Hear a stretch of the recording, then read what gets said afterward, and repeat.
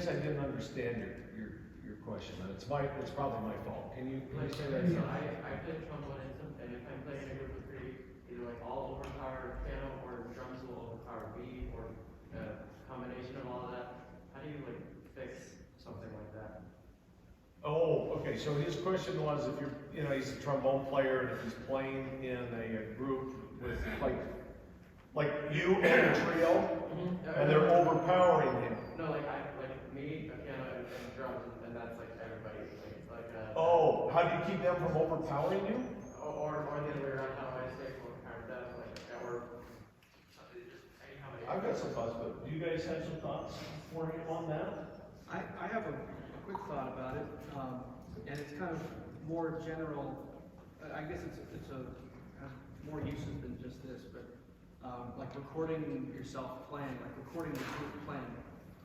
Like if you're playing in here or something, put the recorder like in the back of the auditorium or like middle way through. If it's in a room, like put it like at the other side of the room or something, so you can get a sense for like audience perspective.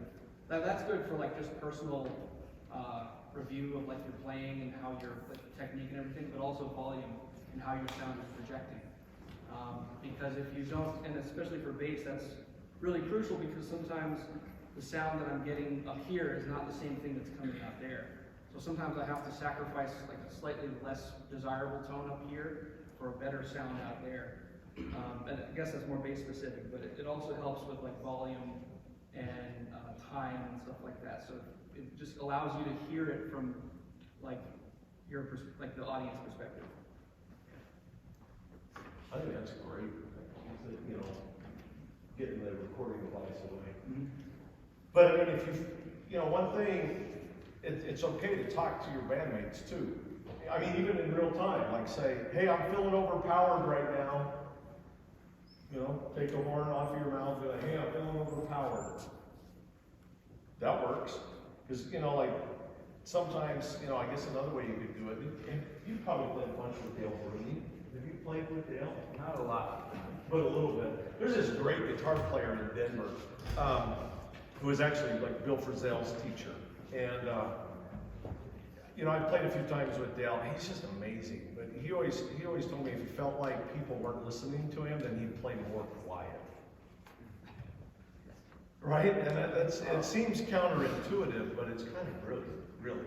Because you might have to stick with it for a minute, but eventually people are going to notice that you're not there. Or that they can't hear you, and then they're going to be forced to deal with the fact that, like, oh, maybe the reason that they're not there is because I've covered them up. And so they should, the mature thing to do would to be readjust, right? And he would do that with bands, but also with audiences. If he was playing like a casual at a place and the club got too noisy, he told me, he said, I'll always just play below the volume of the audience. And I'm like, man, that is sneaky. Because he's like, eventually they'll realize, oh, we came here to hear the music and we've been chatting it up, and maybe we should be quiet. So, Jim, do you have anything to add to that? I think practicing at a lot of different volumes is really helpful. That's one thing, that just having control over your instrument, play really quiet, and at all tempos, those dynamics, Rich was talking about earlier about playing slow, playing fast, but working to be able to play those at, those dynamic levels at any tempo. So sometimes it's fun to say, hey, let's do this, let's try to play it as quiet as we can, just some exercise. But if you're not yelling at somebody as a player all the time, then they tend to really stay interested.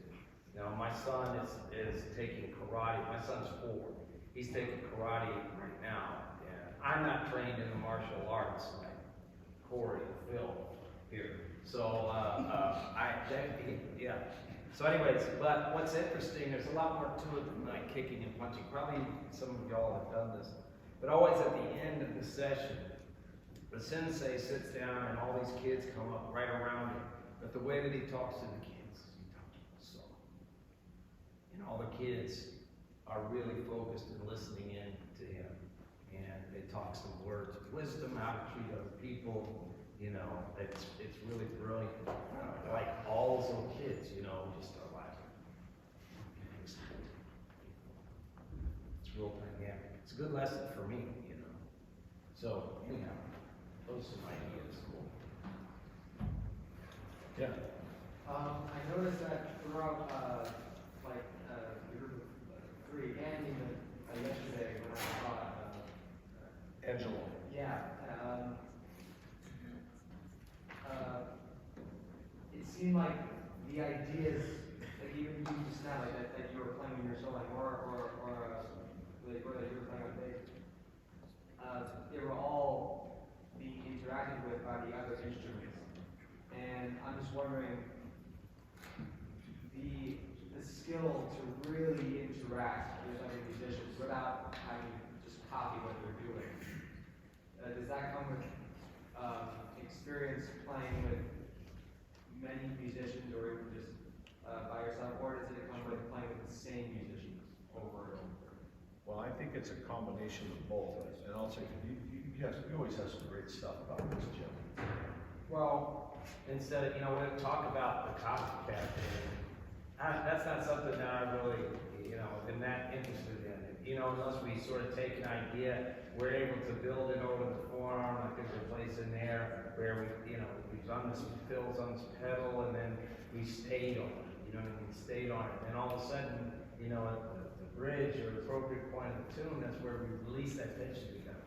And we're just like, oh, ah. But, you know, that's just listening to each other, you know. And as far as, you know, comping and playing with other musicians, I kind of think about what I'm playing as a counterpoint. It's really like another line. So when I hear Corey play something, you know, I don't necessarily hear exactly what he's playing or what he's going to play, but I hear some sort of counter line that might be leaving underneath what's going on. So I think sometimes, especially as rhythm section players, you know, we think in terms of, well, this is a bossa nova, or this is this, and then, you know, somebody counts it off, and then we press start on like a drum machine, and then we play those rhythms, you know, and we can really use our imagination more than that. Obviously, you got to be able to play those grooves, you know, on bass and everything, and maybe the accompaniment on the guitar, 'cause that's a special thing.